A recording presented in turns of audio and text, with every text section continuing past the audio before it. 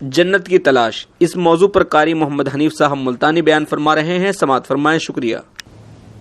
اما بعد فاعوذ باللہ السمیع العلیم من الشیطان الرجیم، بسم اللہ الرحمن الرحیم۔ اليوم اکملت لکم دینکم واتممت علیکم نعمتی ورضیت لکم الاسلام دینا ومن یبتغ غیر الاسلام دینا فلن یقبل منہ وَهُوَ فِي الْآخِرَةِ لَمِنَ الْخَاسِرِينَ۔ وقال الله تبارك وتعالى إذا جاء نصر الله والفتح ورأيت الناس يدخلون فی دین اللہ افواجا فسبح بحمد ربک واستغفرہ انہ کان توابا۔ صدق اللہ مولانا العلی العظیم وبلغنا رسولہ النبی الکریم ونحن علی ذلک لمن الشاہدین والشاکرین والحمد للہ رب العالمین۔ اللہم صل علی محمد وعلی آل محمد کما صلیت علی ابراہیم وعلی آل ابراہیم انک حمید مجید۔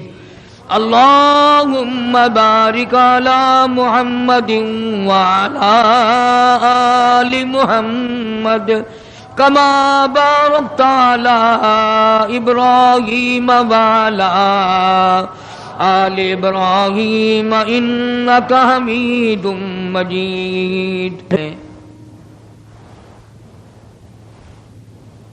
امام الانبیاء محبوب کبریا حضرت محمد مصطفیٰ صلی اللہ تعالی علیہ وسلم کی سیرت طیبہ کا وہ حصہ ذکر کیا تھا جہاں سے قرآن کریم کا نزول شروع ہوتا ہے، قرآن کریم کی ابتدا ہوتی ہے، اعلان نبوت کیا جاتا ہے۔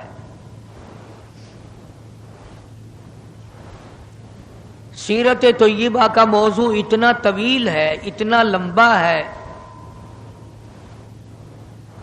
ہمارا اہل سنت والجماعت کا یہ عقیدہ ہے کہ دنیا کے سارے درختوں کی قلمیں بنا لو،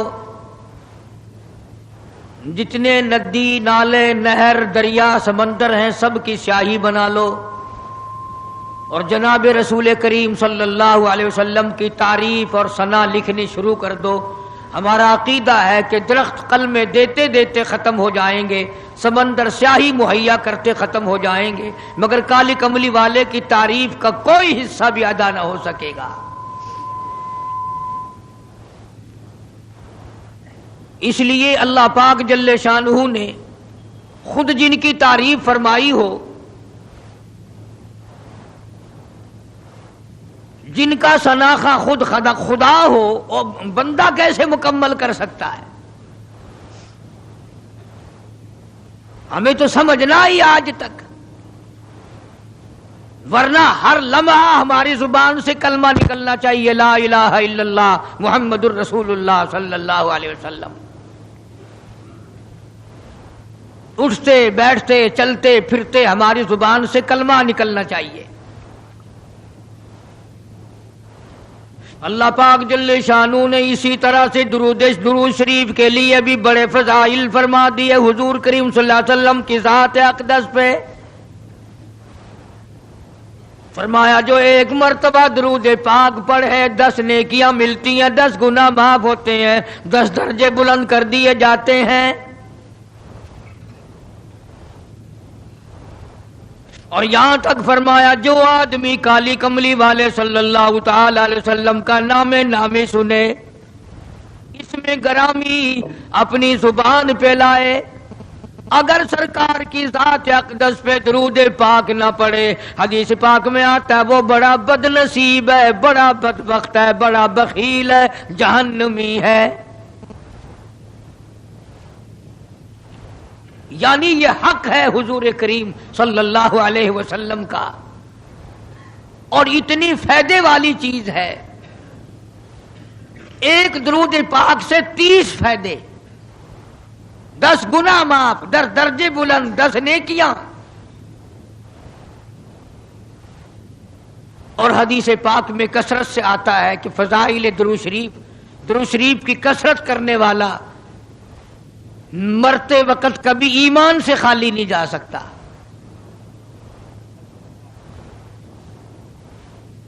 مگر آج ہمیں فرصت نہیں، اس لیے قرآن کریم نے ان چیزوں کا اعلان کر دیا۔ حجۃ الوداع کا زمانہ ہے، کالی کملی والے کا آخری حج ہے۔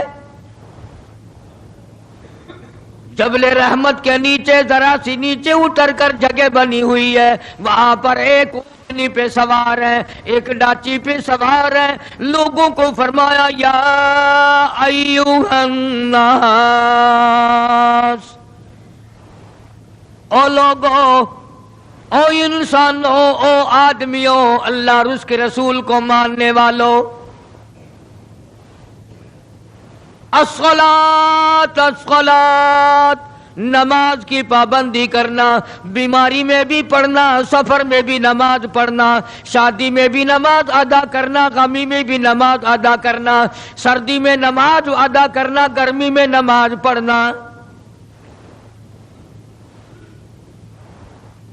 آخری حج ہے، حضور کریم صلی اللہ تعالی علیہ وسلم کا تقریباً آخری وقت ہے۔ فرمایا لوگوں، قرۃ عینی فی الصلاۃ، نماز میری آنکھوں کی ٹھنڈک ہے، جو نماز نہیں پڑھتا میں اس کے لیے قیامت میں شفاعت کرنا میری کوئی ذمہ داری نہیں۔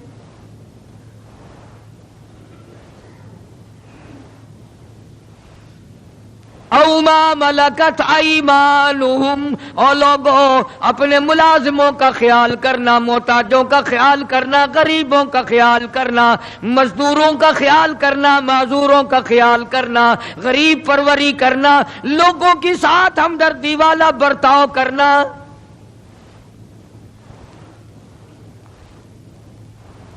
جو کچھ میں تمہیں بتلا رہا ہوں فرمایا یاد کرو، میری بات کو سمجھو۔ حضور کریم صلی اللہ علیہ وسلم نے فرمایا لاکھوں کا مجمع ہے، فرمایا جو میں تمہیں بات کہہ رہا ہوں تمہارے ذمے ہے، جو اس وقت میدان عرفات میں نہیں پہنچ سکے ان تک پہنچا دینا۔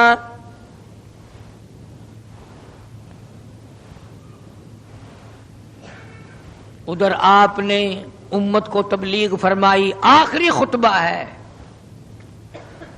حضور کریم صلی اللہ علیہ وسلم کا، آخری خطبہ، آخری وعد ہے، آخری نصیحتیں ہیں۔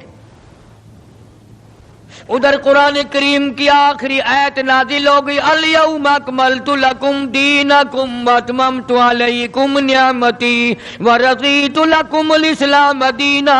کالی کملی والے آج ہم نے تمہارا دین کامل کر دیا، اسلام مکمل ہو گیا۔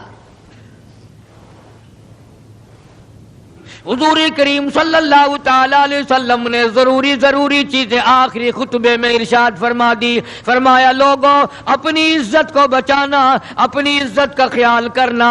دو چیزوں کی ضمانت آج تم مجھے دے دو، ایک چیز کی ضمانت آج میں تمہیں دے دیتا ہوں، اپنی زبان کی اجازت دو، غلط نہیں استعمال کرو گے، اللہ رسول کے خلاف نہیں چلاؤ گے، اپنی نفسانی خواہشات کی ضمانت دو، اللہ اور اس کے رسول کے حکم کے خلاف نہیں برتو گے، نہیں چلاؤ گے۔ فرمایا والذی نفسی بیدی محمدا، او لوگوں اس مالک کائنات کی قسم میں جنت الفردوس کی تمہیں ضمانت دیتا ہوں۔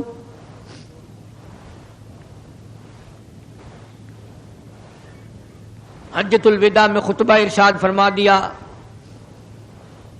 اس کے بعد منا مزدلفہ تشریف لے آئے، مکہ مکرمہ میں تشریف لے آئے. واپسی مدینے پاک میں ہو رہی ہے، راستے ہی میں طبیعت بگڑ گئی.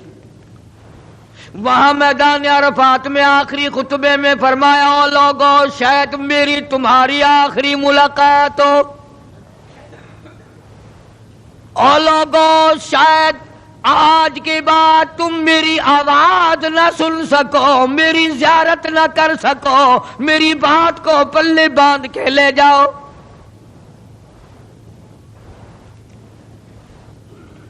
مدینہ طیبہ میں پہنچ گئے. راستے میں جو طبیعت بگڑی اور مزید خراب ہوتی چلی گئی، زیادہ پریشانی بڑھتی چلی گئی، یہاں تک کہ مدینہ پاک میں تشریف لے گئے تو مرض شدت اختیار کر گیا. جناب ابو ہریرہ رضی اللہ تعالیٰ عنہ نے دیکھ کر عرض کر دیا، میرے آقا بڑی کمزوری آ گئی، بڑی ضعیفی آ گئی، بڑی ناتوانی سی آ گئی، بڑے آپ کمزور ہو گئے، بہت زیادہ ضعیفی چہرے سے ظاہر ہونے لگی. فرمایا ابو ہریرہ موت قریب ہے، موت قریب ہے، زندگی دور ہوتی چلی جا رہی ہے. اور تجھے کیا بتلاؤں، جب قرآن کریم کی ان صورتوں کی تلاوت کرتا ہوں جن میں قیامت کا ذکر ہے، میرا سانس رک جاتا ہے، میرا سانس بگڑ جاتا ہے. ابو ہریرہ رضی اللہ تعالیٰ عنہ فرماتے ہیں میری آنکھ کھل گئی. پچھلی رات تھی، میں دربار رسالت میں چلا گیا، میں نے جا کے دیکھا حضور نے نماز کی نیت باندھی ہوئی ہے صلی اللہ علیہ وسلم. میں نے بھی ساتھ کھڑے ہو کر نیت باندھ لی. سورہ بقرہ 2.5 سپارے کی پوری سورت ہے. ابو ہریرہ کہتے ہیں پہلا سپارہ ختم ہو گیا، دوسرا سپارہ ختم ہو گیا. میں نے اندازہ لگایا کہ چلو سورت ختم کر کے تو رکوع فرمائیں گے. آل عمران شروع فرما دی، وہ 1.25 پارے کی ایک سورت ہے. پھر میں نے اندازہ لگایا کہ چلو اس سورت کے ختم ہونے پہ تو رکوع فرمائیں گے. سورت نساء شروع فرما دی. 5.25 پارے پڑھنے کے بعد جب رکوع فرمایا،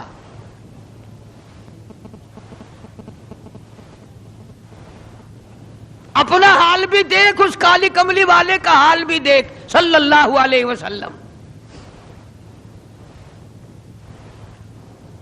ابو ہریرہ کہتے ہیں جب قرآن مجید کی تلاوت ہو رہی تھی، میں پاس کھڑا ہوا تھا نماز میں، حضور کے سینے سے، آپ کی چھاتی سے مجھے یوں سانس پھولنے کی آواز آئی جیسے ہنڈی پکتی ہوئی کھولتی ہے. سانس پھول گیا. قرآن کریم کی تلاوت کرتے کرتے طبیعت متاثر ہو رہی ہے. اس قسم کی نماز پڑھتے تھے ہمارے آقا حضرت محمد الرسول اللہ صلی اللہ علیہ وسلم. آج امت کی نمازیں اور اپنی نمازیں اور میری نمازیں تمہارے سامنے ہیں. امام الانبیاء محبوب کبریا حضرت محمد مصطفیٰ صلی اللہ تعالی علیہ وسلم کا مرض اتنا شدت اختیار کر گیا، بے ہوشی شروع ہو گئی. کبھی ہوش آ جاتا ہے، کبھی پھر بے ہوشی طاری ہو جاتی ہے. مرض بڑھتا چلا گیا.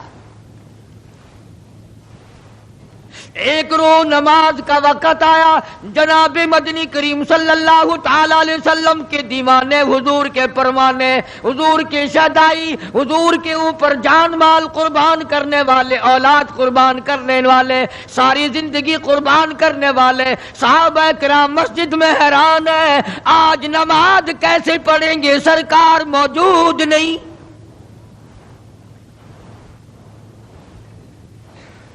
جناب عائشہ صدیقہ رضی اللہ تعالی عنہا نے جناب فاطمہ الزہرا رضی اللہ تعالی عنہا دونوں پریشان ہیں کہ مرض بڑھ گیا ہے، تکلیف زیادہ ہے. ہوش آئی آپ کو، فرمایا اصل الناس، کیا لوگوں نے نماز پڑھی؟ فرمایا قالوا لا بل ينتظرونك، نہیں پڑھی بلکہ آپ کا انتظار ہو رہا ہے. سارے دیوانے، سارے پروانے، سارے شہدائی، سارے جانثار، سارے غم گسار، ساری زندگی قربان کرنے والے دیواروں کے ساتھ لگے ہوئے کھڑے رو رہے ہیں، کالی کملی والے آج اگر تیرا دیدار نہ ہوا تو ہم مر جائیں گے۔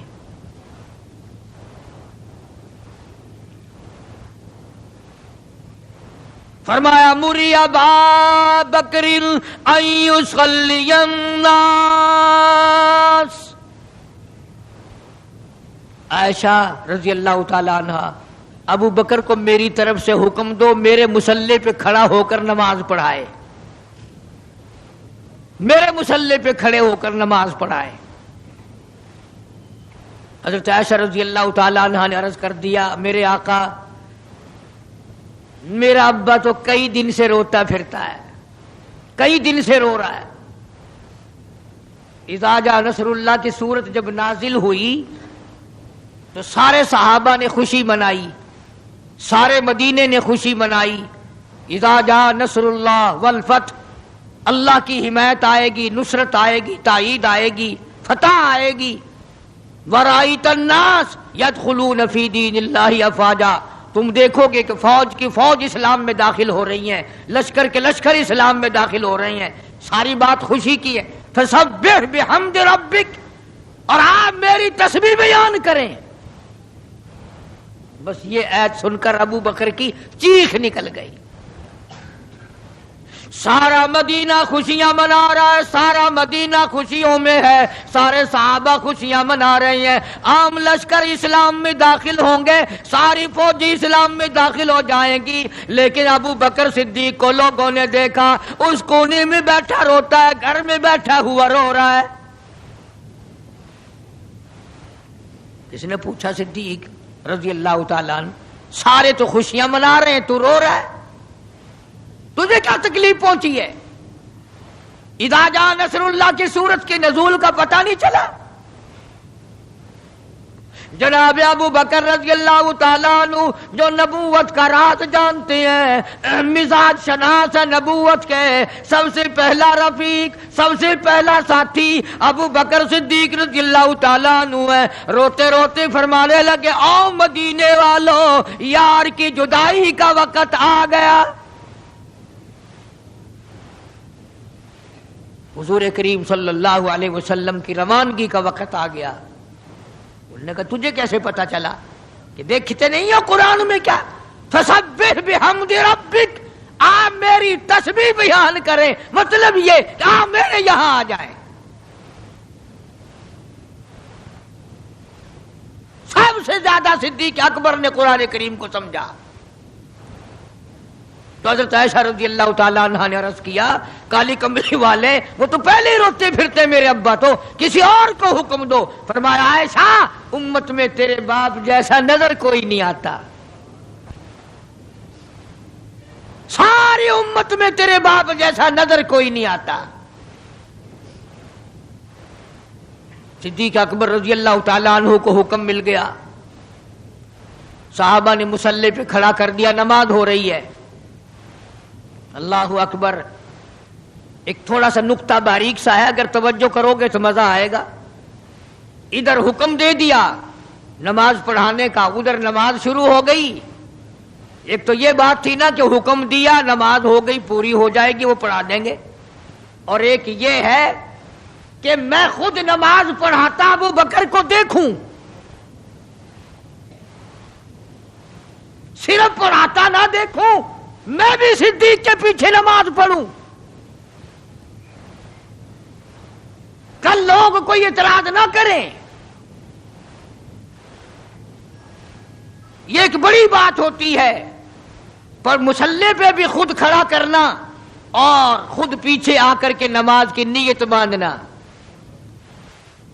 دو نوجوانوں کو بلایا، حضرت عباس رضی اللہ تعالیٰ عنہ ہے اور ایک اور صحابی ہے، دونوں کے کندھوں پہ ہاتھ مبارک رکھے اور قدم مبارک گھسٹتے ہوئے مسجد میں تشریف لائے۔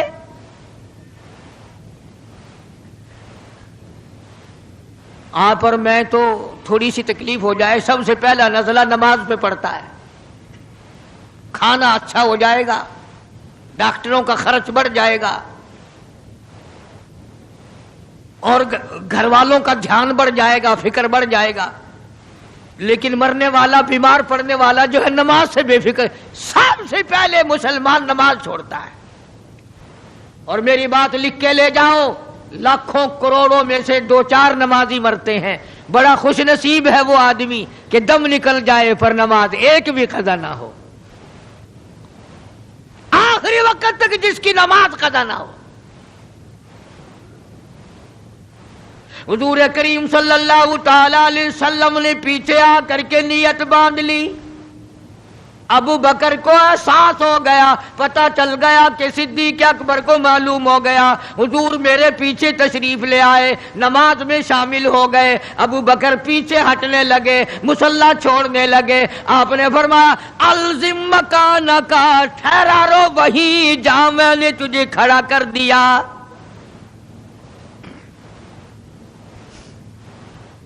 نماز ہو گئی. اب حضور کریم صلی اللہ علیہ وسلم جب تشریف نہیں لائے تھے، سارے غمگین تھے، سارے پریشان حال تھے، سارے یہ سوچ رہے تھے کہ آج کیا ہوگا، آج کیا بنے گی. سارے سرکار دو عالم صلی اللہ علیہ وسلم کے دیدار کے لیے اکٹھے ہو گئے. اور یہ آپ کا تشریف لانا، آخری تشریف لانا ہے مسجد نبوی میں، اور منبر پہ آپ تشریف فرما ہوئے. آپ نے اسی خطبے کی پھر بعد الفاظوں کو، بعد احکامات کو دہرایا.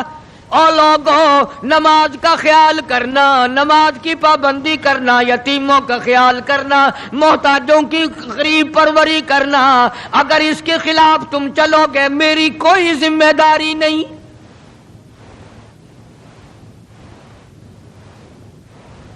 بیماری کی کیفیت کو دیکھ کر، چہرے کی کیفیت کو دیکھ کر صحابہ کرام رو رہے ہیں. سب کا دل اندر سے یہ کہتا ہے شاید آج آخری دیدار ہے، شاید آج آخری ملاقات ہے. ادھر خود اعلان فرما دیا، فرمایا لوگوں میری تمہاری شاید آخری ملاقات ہو، آج کی بعد زیارت نہ کر سکو گے. میری بات سن لو، میری بات اپنے دل میں لکھ لو، کلمہ قرآن کو اپنے ساتھ رکھنا. میں یہ قرآن کریم تمہارے سپرد امانت کے طور پہ کر رہا ہوں، کل قیامت میں تم سے واپس لے لوں گا. سارے صحابہ چاروں طرف سے اکٹھے ہیں، مجمع بنا ہوا ہے. ادھر منبر پہ تشریف فرمائے، خود ہی فرمانے لگی الوداع الوداع اے دوستو، اب جلد اتر جائیں گے ہم. الوداع اے دوستو، اب جلد اتر جائیں گے ہم، اور پھر کبھی اس دنیا کمینی میں نہیں آئیں گے ہم. میرا آخری وقت ہے، میری تمہاری آخری ملاقات ہے، میری بات یاد کر لو. سارے دیوانے حیران ہو گئے، اور بھی پریشانی بڑھ گئی. لوگ قریب آ گیا بچھڑنے کا معاملہ. ہم نے اولاد کو قیمہ بنتا دیکھا، پرواہ نہ کی. ہمارے بچوں کو ظالموں نے نیزے کی نوک پہ لٹکا دیا، پرواہ نہ کی. وطن چھڑا دیا، پرواہ نہ کی. 8 دن پانی کی بوند نہ ملی، پرواہ نہ کی. مہینوں مہینوں روٹی کا ٹکڑا نہ دیکھا، پرواہ نہ کی. کوئی پرواہ نہیں کی. آج یہ کیا سلسلہ شروع ہوا؟ سارے صحابہ کرام بھی رونے لگے اور کہتے ہیں کس طرح سے کیوں کر،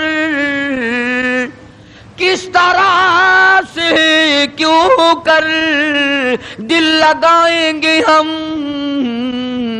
اور اس جیسی مبارک شکل کہاں سے لائیں گے ہم.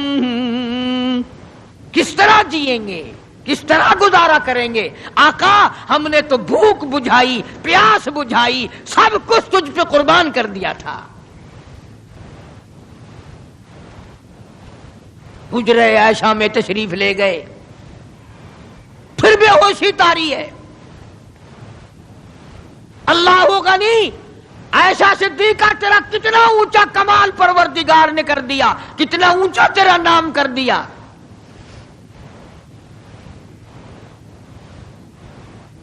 انصاف دیکھو نبی کا. پھر اپنے یہاں بھی میں بھی اور آپ بھی ہاتھ ماریں، ذرا کلیجے پہ ہاتھ رکھ کے سوچیں کہ آخر ہمارا کیا بنے گا. سیدہ حفصہ رضی اللہ تعالی عنہا کو بلوایا، سیدہ ام سلمہ رضی اللہ تعالی عنہا کو بلایا، سیدہ زینب رضی اللہ تعالی عنہا کو بلایا. جتنی بھی ہماری مائیں تھیں، حضور کریم صلی اللہ علیہ وسلم کی گھر والیاں، قرآن کہتا ہے وَأَزْوَاجُهُ أُمَّهَاتُكُمْ، ان کی گھر والیاں ساری تمہاری مائیں ہیں. امہاتہم تمام کے تمام تمہاری مائیں ہیں. اللہ غنی، سیدہ ام سلمہ، سیدہ حفصہ، سیدہ جویریہ، سیدہ زینب، سیدہ صفیہ، سیدہ ام حبیبہ رضی اللہ تعالیٰ عنہما، ساری ہماری ماؤں کو جمع کر کے فرمایا تم تمام کے تمام مجھے اجازت دے دو، میں اپنا آخری دل، اپنے آخری بیماری کا دل عائشہ صدیقہ کے حجرے میں گزار لوں. تم اجازت دو مجھے، بے انصافی نہ ہو جائے، خدا کے یہاں سے پوچھ گچھ نہ ہو جائے. امام الانبیاء ڈر رہے ہیں، ہم قبر میں جا کے ڈریں گے انشاءاللہ. ساری گھر والیوں کو اکٹھا کر کے اجازت مانگی جا رہی ہے، سب نے اجازت دے دی. اصل میں جنت الفردوس کا انتظام ہو رہا ہے، جس جگہ حضور کریم صلی اللہ علیہ وسلم اور عائشہ صدیقہ رضی اللہ تعالی عنہا کو اللہ میاں نے اکٹھا دیکھا، بستر میں دیکھا، قرآن اترتے دیکھا، اس حجرے پہ اتنا پیار آ گیا، اسی کو جنت الفردوس بنا دیا. اور پھر بات بڑھی. جناب عائشہ صدیقہ رضی اللہ تعالیٰ عنہا پریشان بیٹھی ہیں، جناب فاطمہ الزہرا رضی اللہ تعالیٰ عنہا پریشان بیٹھی ہیں، بڑی تکلیف ہے، بڑا شدت کا بخار ہے، بے ہوشی بھی ہے. فرمایا میری عائشہ ٹھنڈے پانی کا پیالہ لے آ. سمجھی میرے محبوب کو پیاس لگی ہوگی، دوڑ کر پانی کا پیالہ لے آئی. اشارہ فرمایا یہاں رکھ دو، رکھ دیا گیا. جناب عائشہ صدیقہ رضی اللہ تعالیٰ عنہ فرماتی ہیں میرا کلیجہ پھٹنے لگا. جناب فاطمہ الزہرا رضی اللہ تعالیٰ عنہ فرماتی ہیں میرا جگر پھٹنے لگا. ہم نے آنکھوں سے دیکھا امام الانبیاء صلی اللہ تعالیٰ علیہ وسلم کی ذات اقدس رحمت والا ہاتھ اس پانی کے پیالے میں بھگو کر اپنے چہرے انور پہ چھینٹے مارنے لگے. یوں چہرے انور کو ٹھنڈا کر رہے ہیں. حضرت عائشہ فرماتی ہیں رضی اللہ تعالی عنہا میں نے عرض کر دیا میرے آقا یہ گھبراہٹ کیسی، یہ پریشانی کیسی، یہ تکلیف کیسی، یہ چھینٹے کیسے؟ فرمایا میری عائشہ تو نہیں جانتی موت کتنی گھبراہٹ والی چیز ہے. وجات سکر الموت بالحق، قرآن کہتا ہے کہ موت کی سختی حق ہے. جناب عائشہ صدیقہ رضی اللہ تعالی عنہا فرماتی ہیں کہ میں نے حضور کی تکلیف کو جب آنکھوں سے دیکھ لیا پھر میرے دل میں یہ بات کبھی آئی ہی نہیں کہ اور کسی کو تکلیف ہو یا نہ ہو.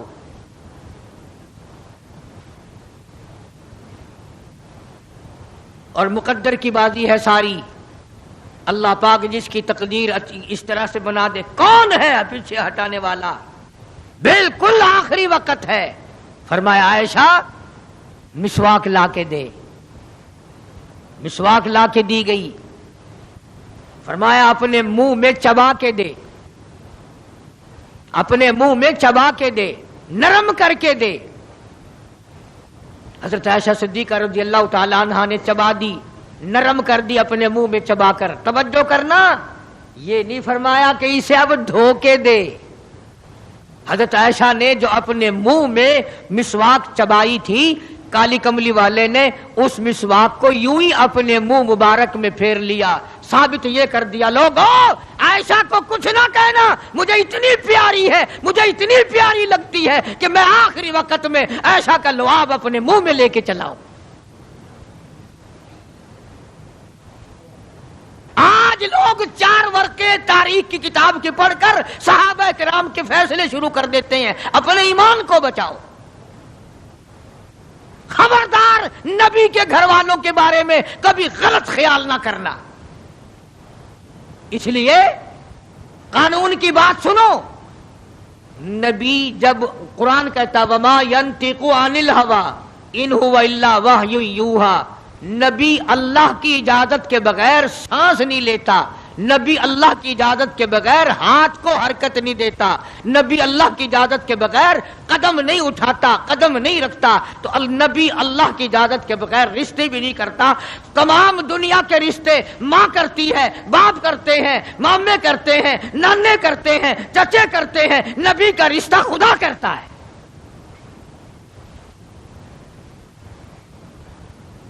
اللہ کی اجازت کے بغیر نبی کا کوئی رشتہ نہیں ہوتا۔ تو حضرت عائشہ کا رشتہ خدا نے کیا اور یہ عظمت خدا نے دی ہے کہ آخری مرتبہ مسواک چبا کر کے دینا، ورنہ حضور کریم صلی اللہ علیہ وسلم کی بیٹی بھی تو یہیں پر موجود تھی۔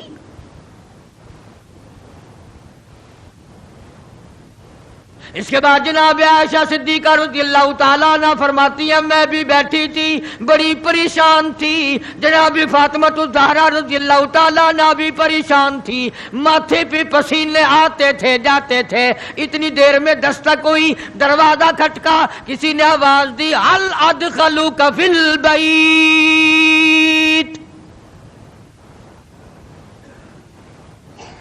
کیا مجھے گھر میں آنے کی اجازت ہے؟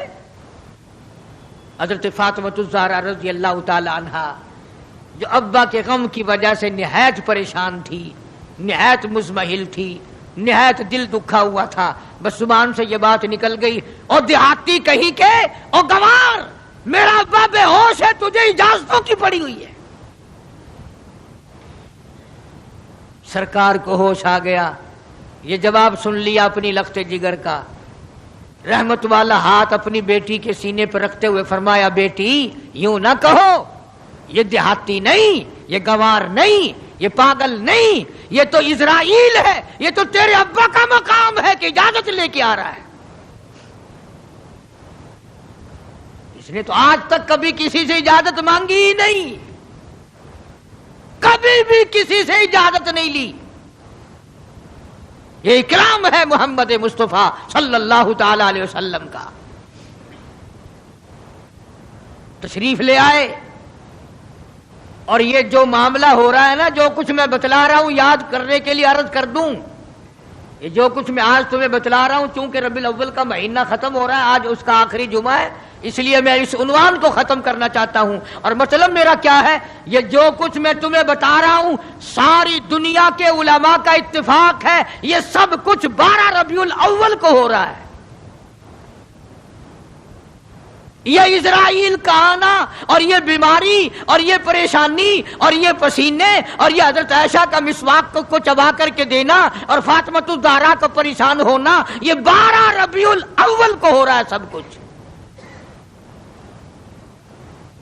جس دن تو ڈھول بجاتا ہے، جس دن تو نے 1400 سال کے بعد ناچنے کا پروگرام بنایا ہوا ہے،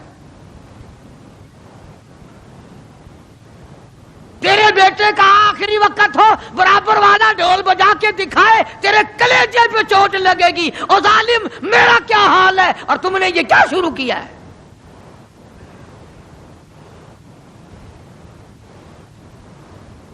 حضور کریم صلی اللہ علیہ وسلم نے فرمایا بیٹی انہیں کچھ نہ کہو، یہ تو وہ ہیں جو بچوں کو یتیم بنا دیں، یہ تو وہ ہیں جو سہاگ اجاڑ کے رکھ دیں، یہ وہ ہیں جو چلتے چلاتے ہنستے کھیلتے گھروں کو کی تباہی پھیر دیں، اسرائیل ہے۔ تشریف لے آئے، سلام پہنچایا، سیرت کی کتابوں میں ہے اللہ پاک کا سلام پہنچایا۔ میں حاضر ہو گیا ہوں، اجازت ہو؟ جی حاضر ہو، تشریف لے آؤ۔ ٹھیک ہے۔ اللہ میاں نے سلام پہنچایا، حضور کریم صلی اللہ علیہ وسلم نے سلام قبول فرمایا۔ سیرت کی ایک کتاب میں ہے کہ حضرت جبریل بھی ساتھ ساتھ تشریف لے آئے۔ کالی کملی والے اللہ پاک آپ کی مرضی کے مطابق پوچھنا چاہتے ہیں کہ جنت کے کون سے درجے میں مدار بنایا جائے؟ فرمایا جبریل تم میرا مزار جنت میں بنا دو گے، میرا بلال کہاں جائے گا؟ میرا سہیل کہاں جائے گا؟ میرا سلمان فارسی کہاں جائے گا؟ اور جن کے چمڑے ادھیڑ دیے گئے، جن کی آنکھیں نکال دی گئی، جن کو انگاروں پہ ساڑا جلایا گیا، جن کی پسلیاں توڑ دی گئی، وہ کہاں جائیں گے؟ یہاں بناؤ مدینے میں۔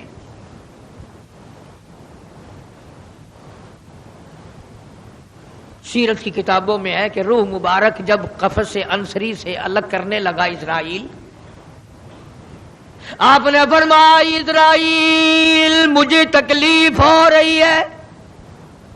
عرض کیا میری کیا مجال ہے میں آپ کو تکلیف دوں، میں آپ کو تکلیف پہنچاؤں، میری کیا جرت ہے، میری کیا مجال ہے؟ فرمایا تیرا تکلیف دینے کا کوئی پروگرام نہیں، ارادہ نہیں، جرت نہیں، اور مجھے اتنی تکلیف ہو رہی ہے ساری زندگی میں کبھی نہیں ہوئی۔ او اسرائیل، امت کے جن لوگوں کو تو تکلیف دے گا، عذاب دے گا، ان کا کیا حال بنے گا؟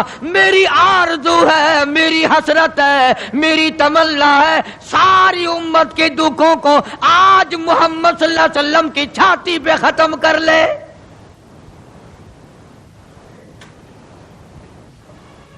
جو تکلیف تو نے ساری امت کو دینی ہے وہ آج میرے اوپر ختم کر لے۔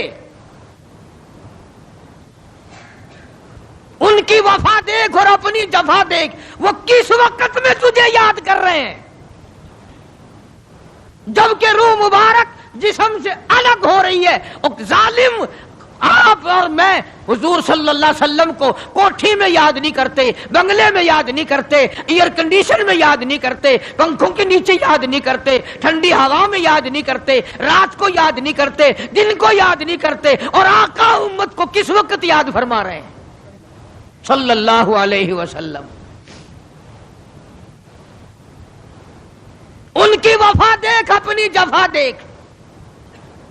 تو سرکار کو شادی میں یاد نہیں کرتا کہ میرے نبی کا شادی کے موقع پہ کیا حکم ہے۔ کاروبار کرتے حضور کو یاد نہیں کرتا۔ کون سا وقت ہوگا ہمارے سنبھلنے کا؟ جناب فاطمہ الزہرا رضی اللہ تعالی عنہا کہتی ہیں مجھے بڑا رنج پہنچا، اور ساری کتابوں میں ہے حدیث کی، تفسیر کی، سیرت کی۔ جناب فاطمہ الزہرا رضی اللہ تعالی عنہا حضور کریم صلی اللہ علیہ وسلم کے وصال کے بعد 6 مہینے زندہ رہیں۔ تمام حضرات کہتے ہیں ایک دن بھی کسی نے ہنستی ہوئی نہیں دیکھی، کبھی پیٹ بھر کے کھانا نہیں کھایا۔ اکثر رویا کرتی تھی او مدینے والوں تم نے میرے ابا کی قبر پہ کن ہاتھوں سے مٹی ڈالی؟ اور امت کے ساتھ اور سلوک روا رکھنے والی، محبت والی بات ایک اور چیز لکھی سیرت کی کتابوں میں۔ فرماتے ہیں کہ جب آپ کو حضرت عائشہ فرماتی ہیں کہ آواز پست ہو گئی، بالکل آواز نکلنی بند ہو گئی، سانس ختم ہو رہا تھا۔ توجہ گئی، سانس ختم ہو رہے تھے، آواز بالکل پست ہو رہی تھی۔ حضرت عائشہ فرماتی ہیں کہ لب حرکت کرتے تھے، لب مبارک حرکت کرتے تھے۔ حضرت عائشہ فرماتی ہیں کہ میں نے یوں کان لگا دیا لبوں کے قریب کہ کیا فرما رہے ہیں۔ فرماتی ہیں ایک ہی آواز تھی، ربی حبلی امتی، مولا میری امت کو معاف کر دے، مولا میری امت کو معاف کر دے۔ جس امت کے لیے ساری ساری رات سجدوں میں دعائیں مانگی، آنسو بہا بہا کے دعا مانگی، اور اس آخری وقت میں بھی اس امت کے لیے دعائیں فرما رہے ہیں۔ اور یہ امت 5 وقت نماز کے لیے تیار نہیں، یہ امت ظلم سے توبہ کرنے کو تیار نہیں، یہ امت حرام کھانے سے توبہ کرنے کو تیار نہیں، یہ امت آج اللہ کے قہر سے بچنے کو تیار نہیں، کیا صورت ہوگی؟ اسی لیے قرآن کریم کے 18ویں سپارے کی ایک آیت آپ کو آخری میں سنا دوں۔ میدان حشر برپا ہوگا، قیامت کا میدان لگا ہوا ہوگا، جناب مدنی کریم صلی اللہ تعالی علیہ وسلم تشریف لائیں گے اور فرمائیں گے وقال الرسول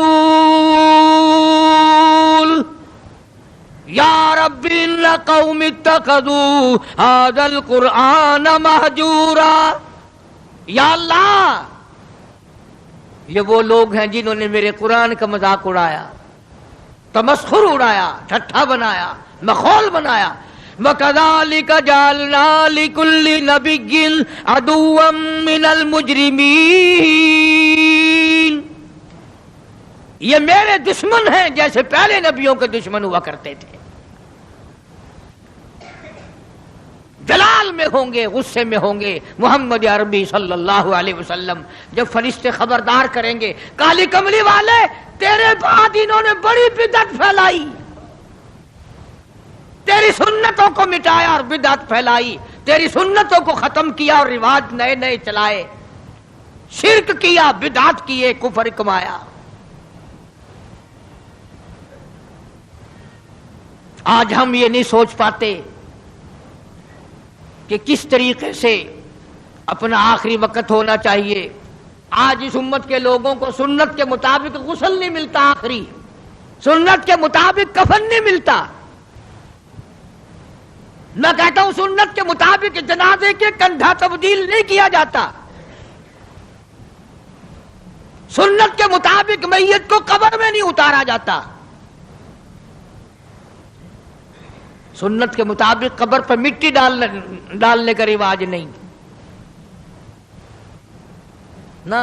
اور تو بڑی بڑی تعلیم ڈگریاں حاصل کر لیتے ہو، قبر پر مٹی ڈالنے کی دعا سیکھتے ہوئے پھانسی لگتی ہے، کون سیکھتا ہے؟ یہ چاروں طرف جتنے بوڑھے بیٹھے ہیں سفید داڑھیوں والے، پوچھ کے دیکھو، سوائے 100 میں سے 2 کے 98 کو نہیں آتی، قبر میں میت اتارنے کی دعا نہیں آتی، قبلہ کی طرف منہ موڑنے کی دعا نہیں آتی۔ اور انشاءاللہ آج کل تو ضرورت بھی نہیں، کیوں؟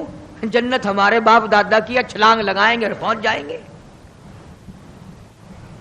اس لیے میں یہ بات عرض کر رہا ہوں دکھ کے ساتھ کہ آپ دین کو سیکھتے نہیں، آپ دین کے قریب نہیں آتے۔ آپ محمد عربی صلی اللہ علیہ وسلم کے اگر عاشق ہیں، محبت کرنے والے ہیں، پروانے ہیں، دیوانے ہیں، آؤ پھر یار کی ہر ادا پر جان دو، پھر اس کو سیکھو، پھر اس پہ عمل کرو، تاکہ ساری زندگی سنتوں پہ عمل کرتے کرتے گزر جائے۔ اس لیے قرآن کریم کی جو میں نے آیت تلاوت کی تھی اذا جاء نصر اللہ کی، اس کا یہی مفہوم ہے فسبح بحمد ربک، میرے نبی آ جا پھر آپ تسبیح پڑھیں میرے نام کی، واستغفرہ انہ کان توابا۔ اس لیے ہمیں بھی ہر وقت یہ کوشش کرنی چاہیے کہ قرآن کریم کی تلاوت کی عادت بنا لیں، درود شریف کی عادت بنا لیں، لا الہ الا اللہ، لا الہ الا اللہ محمد الرسول اللہ، اس کی عادت بنا لیں، سبحان اللہ والحمد للہ ولا الہ الا اللہ واللہ اکبر ولا حول ولا قوت الا باللہ العلی العظیم، اس کی عادت بنا لیں۔ آؤ اس کا فائدہ بتاؤں، حدیث پاک میں آتا ہے جب زبان پہ ذکر ہوتا ہے، اللہ کا نام ہوتا ہے اور آدمی قدم رکھتا ہے، زمین کہتی ہے او پیارے تیرے یہ قدم مجھے کب تک نصیب، کتنے دنوں کے بعد ملے، زبان تیری ہو اور ذکر میرے اللہ کا ہو، قدم تیرا ہو اور جسم میرا ہو۔ یوں آتا کتابوں میں زمین گواہی دے گی قیامت کے دن، اس نے مجھ پر سبحان اللہ کہا تھا، اس نے مجھ پر الحمدللہ کہا تھا، اس نے مجھ پر درود پاک پڑھا تھا، اس نے مجھ پر قرآن کی تلاوت کی تھی، اور وہ گواہی بھی دے گی زمین اس نے مجھ پہ زنا کیا، حرام خوری کی، بدماشی کی، اس نے خنزیر کھایا، سور کھاتا رہا دنیا میں، یہ ساری چیزوں کی زمین گواہی دے گی۔ یہ دیواریں، یہ کھڑکیاں، یہ روشن دان، یہ چھت سب گواہی دیں گے چگلی کی، غیبت کرنے کی، بدکاری کی، تمام چیزوں کی۔ اس لیے اپنی زندگی کا ایک ایک لمحہ قیمتی ہے، قیمتی، اس کی قدر پہچانو، اس میں کچھ کمانے کی کوشش کرو۔ اللہ پاک مجھے اور آپ کو حضور کریم صلی اللہ علیہ وسلم کا جیسے آخری وقت میں نے عرض کیا، ویسے کیسٹ پہلے بھی ہے سفر آخرت نبی صلی اللہ علیہ وسلم کا، اس لیے آخری عرض کر دیا کہ ربیع الاول کا آخری جمعہ تھا۔ اللہ پاک ہم سب کو صحیح معنوں میں غلام بنائے، تابعدار بنائے، عظمت اور محبت حضور کریم صلی اللہ علیہ وسلم کی نصیب فرمائے۔ وآخر دعوانا ان الحمدللہ رب العالمین۔